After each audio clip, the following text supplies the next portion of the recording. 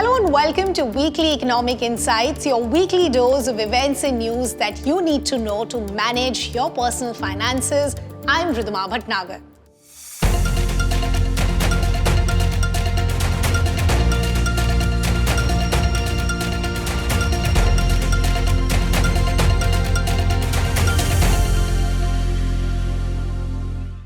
Let's begin with all the Indian stock market action. Nifty 50 was up by 230.15 points, almost 1.04% compared to Friday last week. It closed at 22,326.90. Sensex was up by 819.41 points, about 1.12% compared to last Friday. It closed at 73,651.35. The DII's net bought securities worth rupees 8,913.49 crores and the FII and the FPI's net bought securities worth rupees 2,368.76 crores.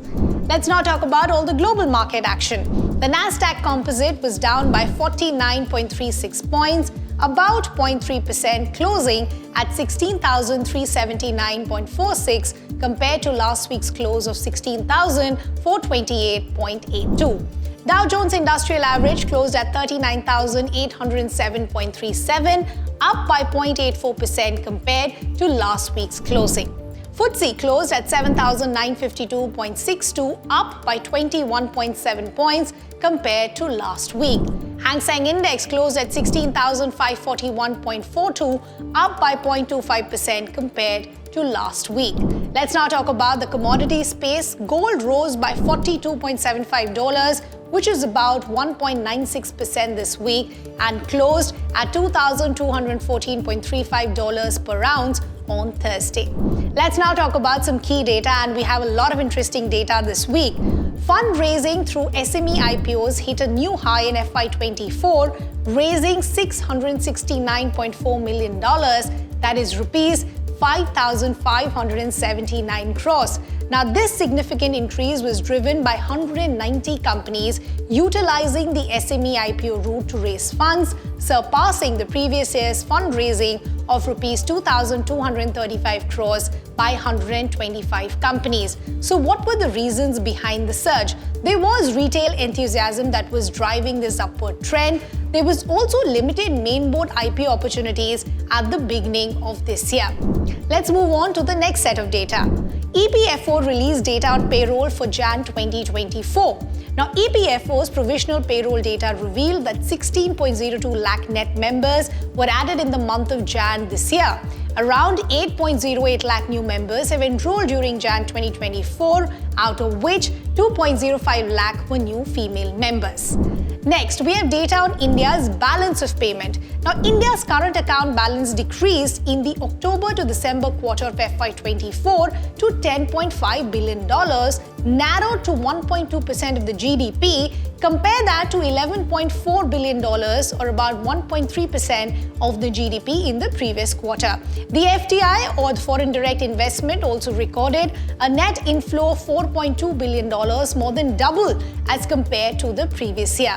India's foreign exchange reserves increased by $32.9 billion during the April to December 2023 period on a balance of payments basis, as against a depletion of $14.7 billion during the previous year.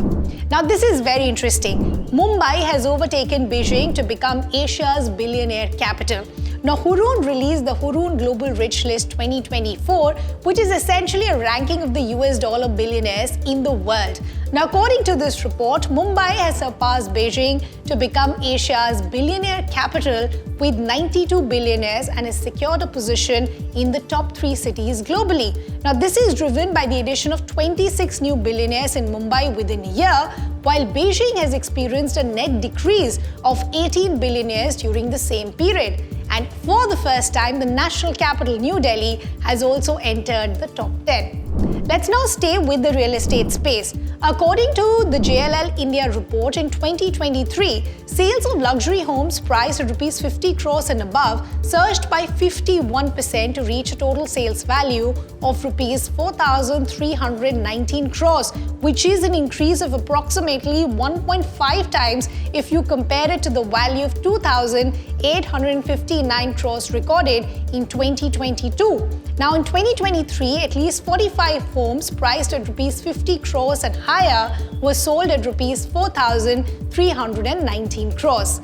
No surprises that Mumbai has emerged as the leading city in luxury housing market, where at least 29 luxury homes were sold with a combined value of rupees 3,031 crores.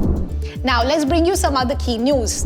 E-insurance is now compulsory for all policyholders. The Insurance Regulatory and Development Authority of India has announced the compulsory digitisation of insurance policies starting the 1st of April this year. Now, under this new directive, all insurance policies across various categories, including life, health, general insurance, will now be issued electronically. This initiative will provide convenience and significantly enhance the security and management of policyholder portfolios. Now let's talk about news that you should watch out for this week. The Monetary Policy Committee meeting, the central bank has scheduled the first meet of FY25 between the 3rd and the 5th of April this year. Street expectation is of a status quo, which means rates will remain unchanged at 6.50%, but many economic observers will watch out for the RBI's tone given the spike in the recent GDP numbers. Let's also bring you some news from the IPO space. Let's talk to you about IPOs that will be opening this week. There is Bharti Hexacom Limited. The total issue size is rupees 4,275 crores. Issue will open on the 3rd of April, will close on the 5th of April.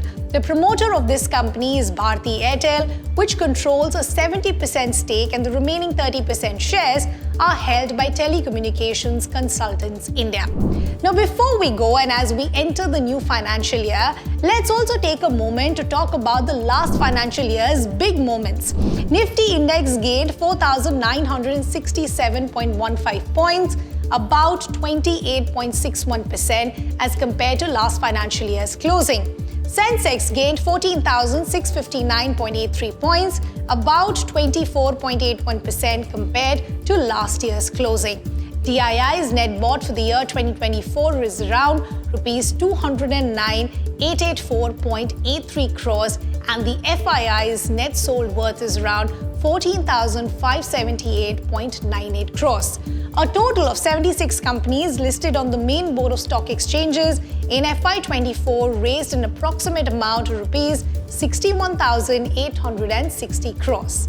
Now, from the old to the new, what are the kind of things that you should watch out for in this new financial year? Now, this year we'll see elections in almost 80 plus countries, which essentially means that almost half the world's population will be casting their vote this year. The prominent ones will be the elections that we see back home, India's general elections that will take place between the months of April and June. Then you'll have US elections that will be held in the month of November. India's full budget for the 2024-25 fiscal year will be unveiled in July by the newly formed government following the results of these general elections. This budget will outline the government's spending plans and revenue expectations for the year, aiming to build upon the economic momentum of the previous years. The Federal Reserve is likely to cut interest rates. In a press conference, the chair Jeremy Powell said, "There is a possibility of a rate cut in the future, but it will depend on all the incoming data." The FOMC will have 6 more opportunities to cut interest rates this year, and this will start with the next meeting at the end of April. We wish all of you a very happy new financial year, because with this we've reached the end of this video. Do not forget to like and share this video. One Finance will bring you every week top news and updates that impact your personal finances. To follow One Finance.